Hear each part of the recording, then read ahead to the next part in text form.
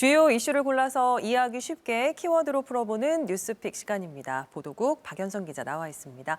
자, 박 기자 오늘 첫 번째 키워드 먼저 볼까요? 네, 오늘의 첫 번째 키워드 내 이름은 미경입니다. 네. 최근 대전 산내 곤령골에서 6.25 한국전쟁 당시 학살된 민간인들의 유해 발굴이 있었는데요. 무려 70년 만에 유골이 수습돼 유가족들의 품으로 돌아가는 가슴 아픈 역사의 한 단면이었습니다.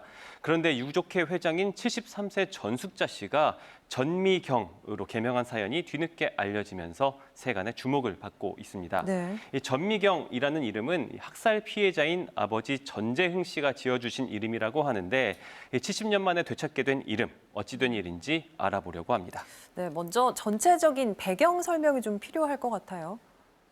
네, 산내 민간인 학살은 한국전쟁 시기에 있었던 사건입니다. 이 산내 곤령골에는 최소 3,400명에서 최대 8,000명에 이르는 민간인 희생자의 유해가 묻혀 있는 것으로 보고 있는데요.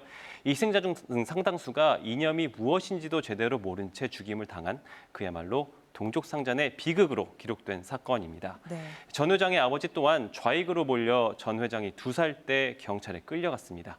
좌익 활동을 하던 동생, 전 회장 기준으로는 삼촌을 잠시 도와준 일이 있었는데 지금 기준으로 보면 연좌죄의 개념이죠. 의심을 받다가 죽임을 당하게 된 겁니다.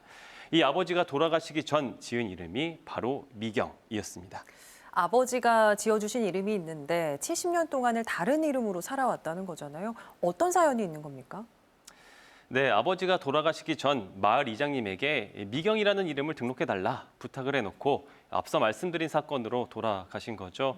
이장님이 다급하게 면사무소에 이름을 등록하러 가다가 미경이라는 이름을 잊고 당시 흔히 쓰이던 이름인 숙자로 신청하면서 평생을 전숙자로 살아온 겁니다. 예. 하지만 몇 년 전 법원으로부터 아버지 전재흥 씨가 최종적으로 무죄 판결을 받았고 지금부터라도 아버지가 주신 이름으로 살고 싶다는 마음에 개명했다고 합니다. 평생을 마을 이장이 아무렇게 지은 이름으로 살다가 아버지가 지은 이름을 찾은 기분 어떨까요? 당사자의 소감 한번 들어보시죠. 전미경이라는 이름을 호명을 하는데 아유 진짜 막 하늘이 딱 열리는 것 같아요. 아버지가 이름을 불러주는 것 같아서 뭐라고 표현을 할 수가 없었어요. 전숙자, 아니 전미경 회장이 현재 73세거든요.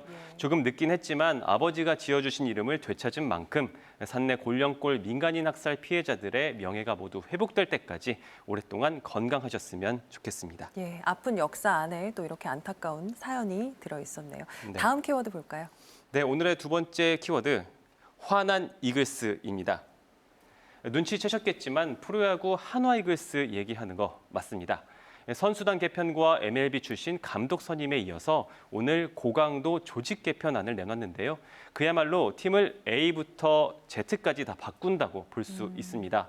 마치 지난 시즌 꼴찌에 대한 화풀이를 하는 것 같아서 화난 이글스라는 키워드를 붙여봤습니다. 예, 베테랑 선수들의 퇴출 소식 그리고 새로운 감독에 관해서는 저희가 전해드렸던 것 같고 네. 오늘 이 시간에는 이 조직 개편에 관련해서 좀 더 알아볼까요?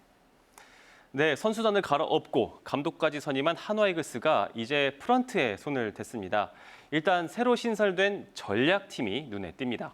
앞으로 데이터 등 과학적 근거를 토대로 야구를 하겠다는 게 한화의 목표인데요. 유의미한 해석을 통해 선수를 객관적으로 평가, 분석하고 기량 향상뿐 아니라 육성 시스템에도 적용해 나간다는 방침입니다. 네. 그리고 지금까지 사실상 이원화돼서 운영되어 온 1군과 퓨처스의 운영 체계를 통일합니다. 기존의 육성팀을 운영팀과 통합 운영하게 되는데요. 이렇게 되면 1군과 퓨처스가 같은 기조, 방식으로 훈련받기 때문에 어떤 선수가 언제 1군에 올라와도 일정한 수준을 보여줄 수 있을 것으로 기대가 됩니다. 스카우트 팀은 단장 직속으로 둬서 힘을 더 싣기로 했습니다. 그렇군요. 팬 서비스에도 변화가 있죠. 네, 이제는 코로나19를 빼놓고 얘기할 수 없는 시대죠. 기존의 팬 서비스도 포스트 코로나 시대에 맞춰야 살아남을 수 있다는 판단인데요. 기존 마케팅팀을 디지털 마케팅팀으로 변경해서 팬들과의 소통 방식을 다변화하는 등의 노력을 기울인다고 합니다. 온라인 생중계나 팬미팅, 또 SNS를 활용한 홍보 등이 강화됩니다. 새로 선임된 박찬혁 대표이사는요. 프런트의 전문성 담보를 기본으로 변화무쌍한 상황에 발맞출 수 있는 역동적인 조직이 돼야 한다고 강조했는데요.